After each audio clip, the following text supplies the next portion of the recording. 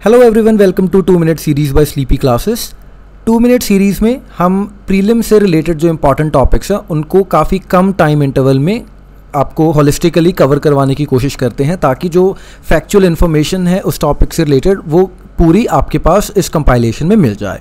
सो आज का हमारा टॉपिक है avian botulism which is related to your science and technology का जो सेक्शन, ठीक है। एंड रिसेंटली न्यूज़ आई कि एवियन बॉटलिज्म की वजह से सांबर लेक में काफ़ी ज़्यादा डेथ्स हुई हैं बर्ड्स की। So Sambhar lake as you know India की लार्जेस्ट इनलैंड सॉल्ट लेक है, ठीक है, and it is situated in Rajasthan. तो इस वीडियो में हम एवियन बॉटलिज्म के बारे में जानेंगे एंड थोड़े से फैक्ट्स जो हैं सांबर लेक के बारे में भी जानते हैं। स्टार्ट करते हैं सांबर लेक की ज्योग्राफी से। सांबर लेक को शाकंभरी झील भी कहते हैं एंड ये इंडिया की सबसे बड़ी इनलैंड सॉल्ट लेक है।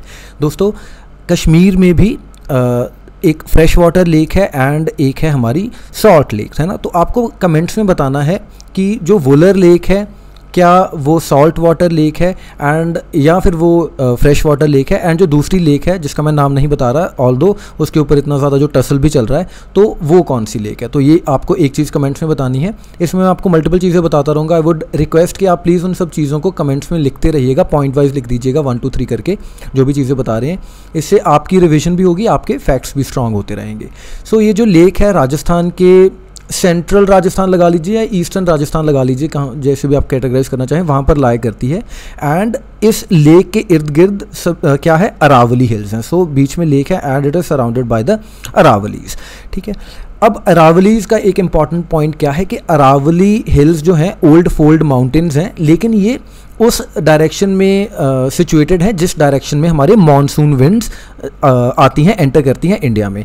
तो मॉनसून विंड्स जो है हमारी वो साउथ वेस्ट मॉनसून आती है इंडिया में, तो मॉनसून विंड्स की डायरेक्शन ये होती है।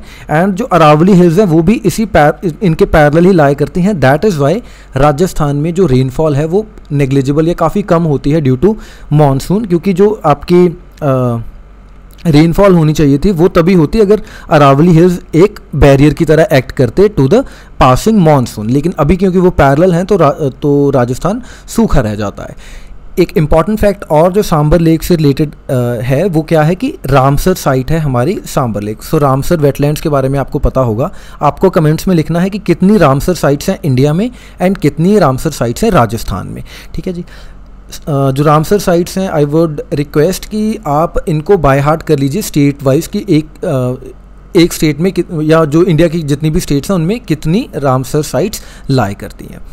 एंड सांबर लेक की खास बात क्या है कि यहाँ पर काफ़ी ज़्यादा फ्लेमिंगोज भी आते हैं जो कि माइग्रेटरी बर्ड्स हैं, ठीक है। सो जो नदर्न एशिया है वहाँ से वो माइग्रेट करते हैं and they go to South Africa and all.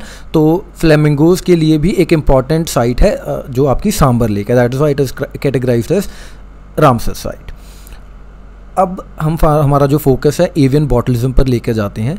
Indian veterinary research institute जो उत्तर प्रदेश में सिचुएटेड है, उन्होंने कंफर्म किया इनफैक्ट कि सांबर लेक में एवियन बॉटलिज्म की वजह से ही जो मास लेवल ऑफ मोर्टेलिटी हो रही है बर्ड्स की। एवियन बॉटलिज्म क्या है, एक डिजीज़ है जो एक बैक्टीरिया कॉज करता है। बैक्टीरिया कौन सा है, क्लॉस्ट्रीडियम बॉटुलिनम, हाँ जी यही है, ठीक है। सो ये जो बैक्टीरिया है एक टॉक्सिक केमिकल प्रोड्यूस करता है, बॉटुलिनम टॉक्सिन बोलते हैं हम उसको। एंड ये किन कंडीशंस में होता है, एनएरोबिक कंडीशंस में। एनएरोबिक यानी जब ऑक्सीजन की मात्रा बहुत ज़्यादा कम है, लो ऑक्सीजन कंडीशंस में ये बैक्टीरियम इन टॉक्सिन्स को प्रोड्यूस करता है। एंड ये जो टॉक्सिन्स हैं बर्ड्स के जो नर्व फंक्शंस हैं उनमें इंटरफेरेंस करते हैं, उनको ब्लॉक करते हैं।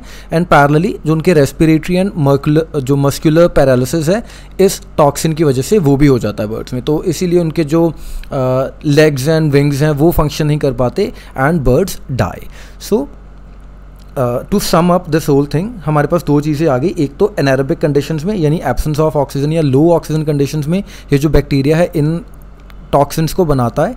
दूसरी चीज़ क्या, एसिडिक कंडीशंस में नहीं बनते ये, ठीक है। तो ये भी एक इम्पॉर्टेंट फैक्ट है, ध्यान में रखने वाली चीज़। और जो एक बॉटलिज्म से रिलेटेड फैक्ट था वो क्या था कि न्यूरोमस्कुलर इलनेस होती है बर्ड्स में क्लॉस्ट्रीडियम बोटुलिनम बैक्टीरिया है जो इस डिजीज़ को कॉज करता है। एंड ये जो बैक्टीरिया है कुछ ऐसा नहीं कि स्पेसिफिक कंडीशंस में ही मिलता है, ये आपको काफ़ी कॉमनली सॉयल, रिवर, सी वाटर एट्सेट्रा इन सब में मिल जाता है। ठीक है, सो ये तो रही एवियन बॉटुलिज्म की बात। अब हम फोकस करते हैं हमारा कि सांबर लेक में एवियन बॉटुलिज्म क्यों हो रहा है। तो इसके ना हमारे पास 3 रीजंस हैं। सबसे पहले जो रिसर्चर्स हैं उनका कहना है कि जो बैक्टीरिया है फ़िश के गिल्स में, उनके जो डाइजेस्टिव ट्रैक हैं उनके ट्रैक्ट में, इन सब चीज़ों में रहता है एंड ये रिप्रोड्यूस करता है स्पोर्स के थ्रू। तो जैसे आपको पता होगा सेक्सुअल एसेक्सुअल तरीक़ों से जो रिप्रोडक्शन होती है वेरियस ऑर्गेनिजम्स में, तो जो एवियन बॉटुलिज्म है या जो इस डिज़ीज़ का कैरियर है जो क्लॉस्ट्रीडियम बोटुलिनम है, वो स्पोर्स के थ्रू रिप्रोड्यूस करता है। एंड अगर फेवरेबल कंडीशंस मिलती हैं कभी स्पोर्स को तो वो एक्टिवेट हो जाते हैं and then they start multiplying and they are resistant to temperature changes and drying. तो इसीलिए वो दे डोंट डाई, है ना, कि अगर अनफेवरेबल कंडीशंस हैं तो वो ऐसे इनएक्टिवेटेड लाई करते रहेंगे, वैसे ही पड़े रहेंगे, लेकिन जब भी उनको फेवरेबल कंडीशंस मिलेंगी वो एक्टिवेट होकर अपने आप मल्टीप्लाई होना स्टार्ट हो जाते हैं। तो जैसे मानसून के बाद का टाइम है तो यहाँ पर जो वाटर लेवल्स हैं दे रिसीड, तो इस वजह से क्या होता है कि सैलिनिटी जो है वो बढ़ जाती है काफ़ी ज़्यादा लेक में, जिसकी वजह से काफ़ी ऑर्गेनिजम्स मर जाते हैं एंड देन ये जो आपके स्पोर्स एक्सेट्रा हैं दे कम इनटू पिक्चर, वो एक्टिवेट हो जाते हैं। दूसरा तरीका क्या है, बर्ड टू बर्ड साइकिल।